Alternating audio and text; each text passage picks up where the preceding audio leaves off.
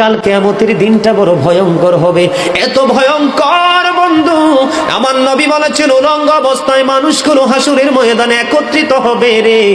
ও বন্ধু, প্রত্যেকের কবর থেকে ওই হাসুরের ময়দানটা কমপক্ষে 50,000 বছরের রাস্তা হবে রে বন্ধু। এই জন্য নবী যখন মেরাজের রজনীতে বোরাক দেখেছিল, আমার নবীকে আল্লাহ দাওয়াত দিয়েছে, বোরাক দেখে আমার নবী এত ক্রন্দন করেছিল, মনে হয়েছিল যেন আমার নবীর চক্ষু মুবারক দুইটা ঝর্ণা হয়ে গেছে। রে যুবক, কাল কিয়ামতের দিন ঘাম এত ঘামবে রে, কেউ মাজা পর্যন্ত, কেউ নাভি পর্যন্ত, কেউ বা আবার পুরো শরীর বন্ধু ঘামের নিচে ডুবে থাকবে, আবার মাথার মগজ টকবক টকবক করে উতরাইতে থাকবে রে। আল্লাহ বলেছেন লা ইয়ামুতু, people will not die that day, সেদিন মানুষ আর মরতে পারবে না। আল্লাহ বলেছেন ফিহা ওয়ালা ইয়াহইয়া, people will not be able to live that day, মানুষ সেদিন বাঁচতেও পারবে না। আবার আল্লাহ বলেছেন অমাহুম আনহা বিগাইবিন, people will not be able to escape that day, সেদিন মানুষ সেখান থেকে পালিয়ে যেতেও পারবো না রে। দুর্গাপুরের যুবক, হাদিস শরীফের মধ্যে এসেছে কাল কিয়ামতের দিন আল্লাহর আরশের ছায়া ছাড়া কোনো ছায়া থাকবে না। ওই কাল কিয়ামতের দিন এই দুর্গাপুরের যুবকগুলো চাইয়া দেখেন চাতক পাখির মতো বসে আছে।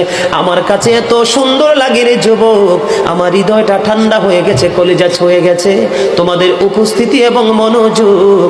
আল্লাহ রাব্বুল আলামিন হাদিস শরীফের মধ্যে এসেছে কাল কিয়ামতের দিন আর 7 শ্রেণীর মানুষকে আল্লাহর আরশের ছায়ার নিচে জায়গা দিবে রে। এর মধ্যে বিশাল একটা টিম থাকবে পৃথিবীর যুবকেরা, জোরে জোরে সুবহানাল্লাহ। মদিনাতে যদি কোনোদিন যান, বাবে জিব্রাইল সেই দরজাটা এখনো আছে, যেই দরজা দিয়ে নবীর কাছে জিব্রাইল আমিন আসছে 22,000 বার। দাহিয়াতুল কালবির সুরত নিয়ে নবীজির কাছে আসতেন। হযরত জিব্রাইল আমিন এসে সালাম দিয়ে বসে গেলেন, মানবের বেশে জিব্রাইল বসে গেলেন। ইয়া রাসূলুল্লাহ, আল্লাহ পাঠিয়ে দিয়েছেন, আল্লাহ সবই জানেন, ভিতরে বাহিরে প্রকাশ্য অপ্রকাশ্য আগে পরে, আপনার অন্তর ভিতর বাহিরে সব আল্লাহ জানেন। তারপরও আল্লাহ আমাকে পাঠিয়েছেন আপনার কুশল জানার জন্যে। হুজুর গো, আপনি কেমন আছেন দয়া করে বলবেন ডি। আল্লাহ নবী ডাক দিলেন, জিব্রাইল হে, আমি অসুস্থ আছি, আমার কাছে ভালো লাগে না। আল্লাহর জিব্রাইল চলে গেলেন। পরের দিন আবার এসে সালাম দিলেন, জিজ্ঞেস করলেন ইয়া রাসূলুল্লাহ আপনি কেমন আছেন। জিব্রাইলকে নবীজি বলেন মদিনাতে যদি কোনোদিন যান, বাবে জিব্রাইল সেই দরজাটা এখনো আছে, যেই দরজা দিয়ে নবীর কাছে জিব্রাইল আমিন আসছে 22,000 বার। দাহিয়াতুল কালবির সুরত নিয়ে নবীজির কাছে আসতেন। হযরত জিব্রাইল আমিন এসে সালাম দিয়ে বসে গেলেন, মানবের বেশে জিব্রাইল বসে গেলেন।